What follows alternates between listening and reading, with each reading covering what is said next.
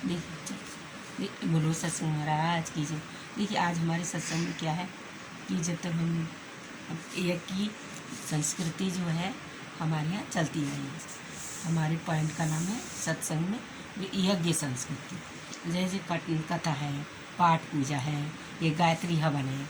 गायत्री का भी एक दीप होता है तो भी हवन होता है।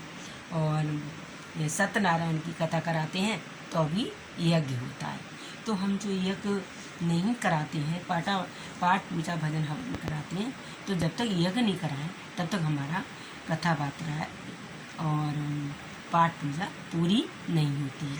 तो हमारी यज्ञ की संस्कृति की प्रचलित है और यज्ञ जरूरी है, कराना चाहिए। आप भी अगर अपने घर में कथा कराते हैं सत्यनारायण भगवान की, जितो इसको बोलते हैं विष्णु भगवान के रूप में, और दूसरा अवतार जो है कल्कि के रूप में बोलते हैं। तो एक हमारी संस्कृति का एक मूल आधार है। जिस प्रकार हम जीवन का आधार अपने जीवन में जीने का प्रयास करते हैं या साहस करते हैं, ऐसे ही उसी प्रकार समस्त अपने सुकर्मों के आधार पर यज्ञ हम कराते रहना चाहिए। और यज्ञ होता है जैसे कहते हैं अग्निहोत्र भी कहते हैं, उसका दूसरा नाम है अग्निहोत्र। पहला नाम है यज्ञ संस्कृति और दूसरा नाम है अग्निहोत्र। तो जिस कर्म में हम श्रद्धा पूर्वक एक निर्धारित विधि के से अपना जो यज्ञ करते हैं, संस्कृति की प्रचलन है, उस प्रकार से हमें आश्रमों की अग्निहोत्र चारों आश्रमों में करना आवश्यक होता। कहते हैं ना 4 दिशाएं होती हैं, तो 4 पूर्व पश्चिम उत्तर दक्षिण।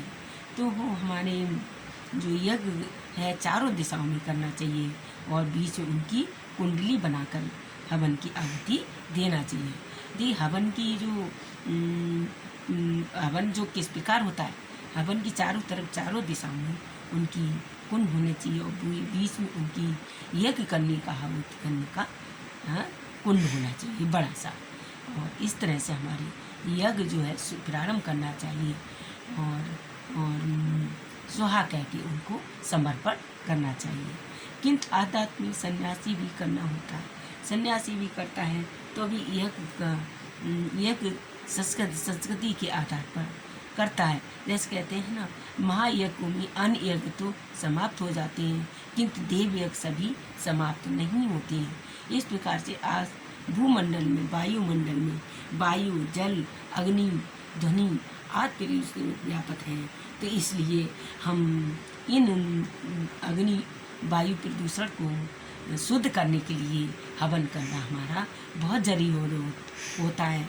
और जो हम श्वासें लेते हैं एक दिन में कितनी क्षण में ले लेते हैं, तो हमारी जो श्वासें आती हैं सबके शुद्ध भाव से ही तो ये हमारी श्वासें जागृत होती हैं, तभी तो हम ये जी पाते हैं। और कुछ श्वासें हमें कर्मों के अनुसार ही मिलती हैं। तो हम इन श्वासों को न गमा कर अपने यज्ञ संस्कृति में हवन पाठ पूजा आदि में लगाएं तो हमारा जीवन संस्कृत हो जाता है और सफल हो जाता है। इसलिए तो इसे कामधेनु भी कहा जाता है, जिसके द्वारा यज्ञ मनोरथ पूर्ण होते हैं। और अग्निहोत्र नित्य प्रातः सायंकाल संपन्न किया जाने वाला पावन कर्म कल्याणकारी कर्म होता है। अगर यज्ञ हम अपने रूप में छोटे से रूप में आहुति देकर अपने घर पर भी हम मंत्र जप पढ़ कर हैं यज्ञ कर, जैसे गायत्री हवन है और दुर्गा जी का जब 9 दुर्गे आते हैं तो हवन करते हैं छोटा से कर। तो इसी प्रकार से हम अपने घर में यज्ञ छोटे से रूप में आहुतियों के द्वारा संपन्न कर सकते हैं। जीवन के लिए भी एक कल्याणकारी कर्म है। हवन हम कराते हैं, कथा कराते हैं, तो ये हमारा हवन जो है यज्ञकारी यज्ञ है या हवन है।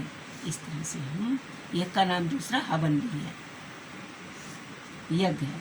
तो प्राणवायु बिना जीवन के अस्तित्व नहीं होता है और बिना शक्ति के हम ये जो यज्ञ शुद्ध होता है उसकी हम सांस नहीं ले सकते, वायु नहीं आ सकती है। इस प्रकार से धर्म ग्रंथ में कहा गया है, यदि आप स्वर्ग को चाहते हैं या अपने मन को शुद्ध करना चाहते हैं तो यज्ञ भगवान को अपने जो आहुति समर्पण करें और यज्ञ में संस्कृति के रूप से हम अपना यज्ञ जब तक करते रहना चाहिए। यज्ञ की हमने आपको ये महिमा आपको बताई। अगर आप हमारी यज्ञ की महिमा पसंद आई हो और लाइक भी करती हो, बटन दबाना क्लिक कीजिए। नमस्कार। चलो।